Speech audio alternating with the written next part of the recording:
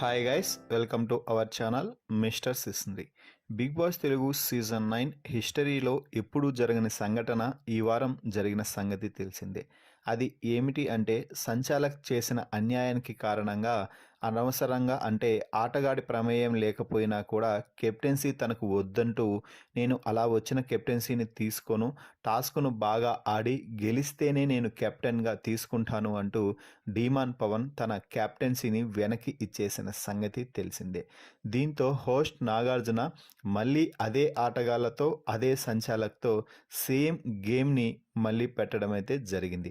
అంటే రీతు సంచాలక్గా వ్యవహరిస్తే మనీష్, ఇమ్మాన్యుయల్, భరణి అలాగే డీమాన్ పవన్ నలుగురు కూడా మళ్ళీ రంగు పడుద్ది టాస్క్నైతే ఆడటం జరిగింది. ఈ టాస్క్లో గెలిచి మళ్ళీ డీమాన్ పవన్ కెప్టెన్ అయ్యాడు. ఇది కదా నిజమైన ఎలివేషన్ అంటే. ఎందుకంటే గత వారం రోజుల్లో టాస్క్ ఆడి గెలిస్తే అది రీతు తనకి అన్యాయంగా అంటగట్టింది అని అందరూ అనుకున్నారు.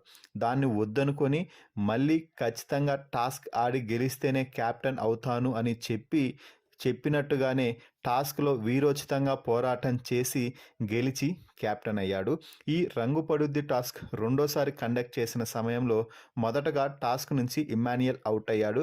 ఆ తర్వాత మనీష్ అవుట్ అవగా ఇక చివరి రౌండ్లో భరణి, డీమాన్ పవన్ ఇద్దరు పోరాడడం అయితే జరిగింది.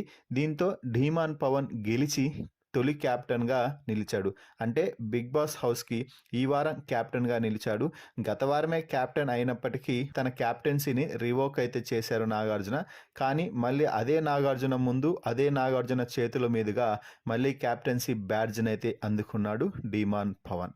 సో మొత్తంగా కెప్టెన్సీని వదులుకొని ఆడి గెలిచి తగ్గేదేలే అన్నట్టుగా టాస్క్లో గెలిచి కెప్టెన్ అయినటువంటి డీమాన్ పవన్పై మీ అభిప్రాయాన్ని కామెంట్స్ రూపంలో తెలపండి. అలాగే మరిన్ని బిగ్ బాస్ లైవ్ అప్డేట్స్ కోసం మన ఛానల్ని చూస్తూ ఉండండి. Please subscribe our YouTube channel mister సిస్ంద్రి.